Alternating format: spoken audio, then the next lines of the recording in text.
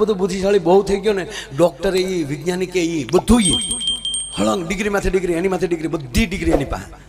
Rocket પણ બનાવે, missile પણ બનાવે, પાછો કોકના ફેફસા પણ બદલાવી નાખે, કિડની પણ બદલાવી નાખે, મગજ પણ બદલાવી નાખે.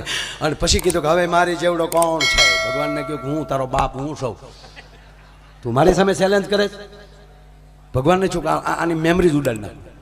તો ભગવાન એની મેમરી જ ઉડાડી નાખી. તો પછી